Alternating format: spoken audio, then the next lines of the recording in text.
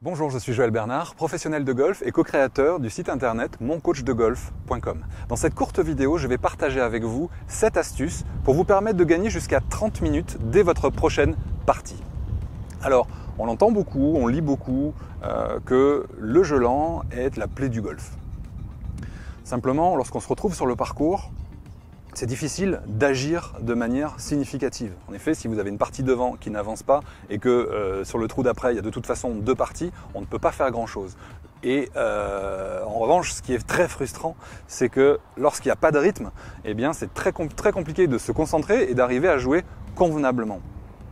Et lorsqu'on arrive au départ d'un par 3 et qu'il y a 2 parties au départ, une partie sur le green, et qu'on sait qu'on va passer 25 minutes à attendre, je pense que vous serez d'accord avec moi que ce genre de situation répétée tous les week-ends peut devenir très lassante. Alors, effectivement, il y a des actions qui sont menées, et notamment il y a des règles qui ont été créées pour justement pénaliser le jeu lent lors des compétitions, mais bon, on ne joue pas toujours en compétition.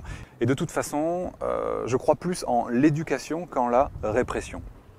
Et c'est d'ailleurs pour ça que j'ai créé cette vidéo. Et si vous avez les mêmes valeurs que moi, je vous invite à la fin de cette vidéo à justement faire une action qui vous prendra moins d'1 minute, mais qui va contribuer et avoir un impact sur le rythme de jeu des parcours que vous n'imaginez certainement pas, mais j'y reviens juste après.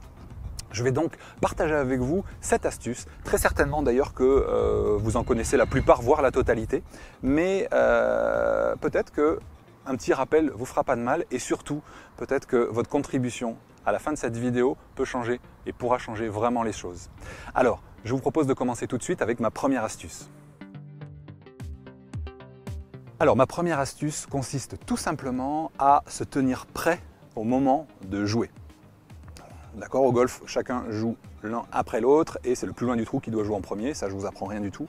Simplement, ce qu'on peut constater souvent, et vous l'avez sûrement très certainement remarqué, c'est que des joueurs ne sont pas au courant que c'est à eux de jouer. Ils ne sont pas prêts au moment de jouer, ah c'est à moi, ils ne savent pas quel club ils vont prendre, etc. Donc, je m'adresse à ces joueurs-là, faites très attention à l'ordre de jeu, c'est-à-dire soyez attentifs à ce qui se passe dans la partie et pour anticiper le moment où ce sera à vous de jouer. Donc dans ce cas-là, ce qu'il faut, par exemple au départ, c'est préparer votre balle, votre tee, mettre votre gant, commencer à regarder quel club vous allez jouer, est-ce que vous allez taper un drive, un bois 3, un hybride, en fonction des obstacles, regardez le vent, prendre les informations en gros pendant que votre partenaire ou vos partenaires sont en train soit de préparer leur coup, soit de jouer.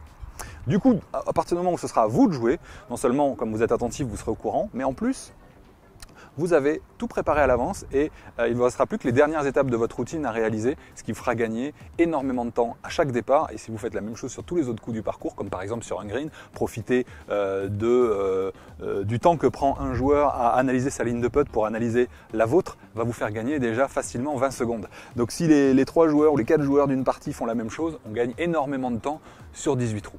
Voilà pour ma première petite astuce. Je vous retrouve tout de suite dans la deuxième. La deuxième astuce consiste, lorsque vous envoyez votre balle un petit peu dans le décor, à bien regarder votre balle jusqu'au bout pour prendre un point de repère.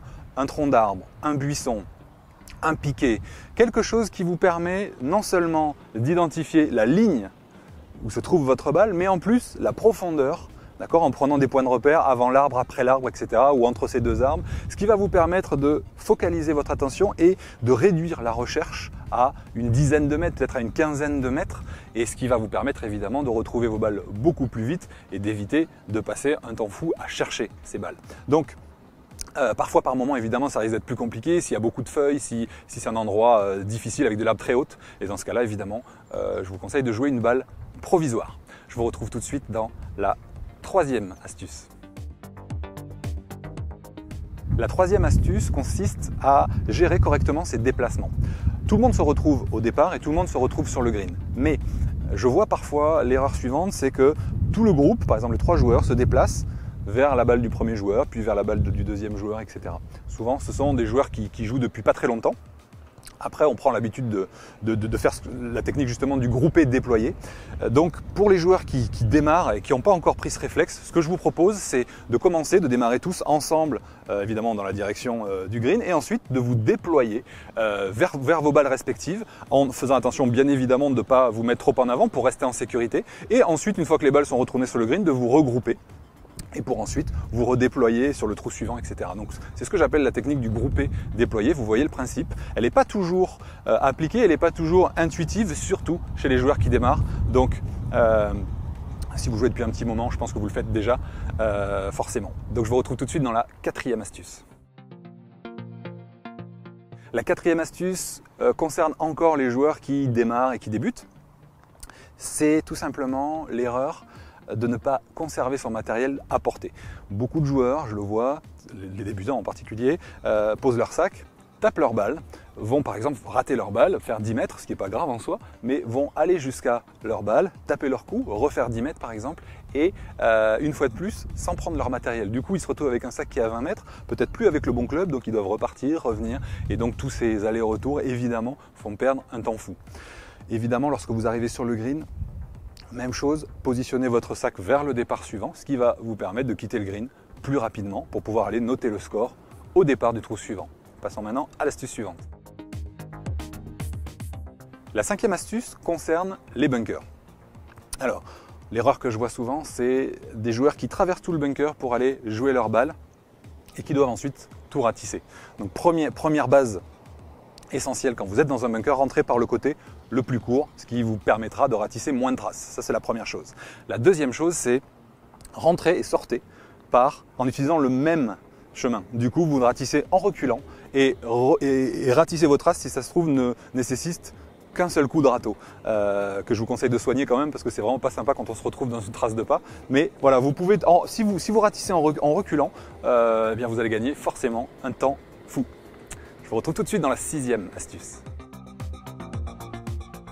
L'astuce numéro 6 se passe sur le green. Alors, mon conseil, c'est tout simplement de faire en sorte que ce soit toujours le plus près du trou qui marque sa balle et qui prenne en charge le drapeau. Et une fois que le premier joueur a joué, on pose le drapeau de façon à ce qu'il ne gêne pas. Et cette fois-ci, ce sera celui qui aura terminé en premier qui va prendre en charge le drapeau pour le remettre. En respectant ça, on peut vraiment gagner beaucoup de temps sur 18 trous.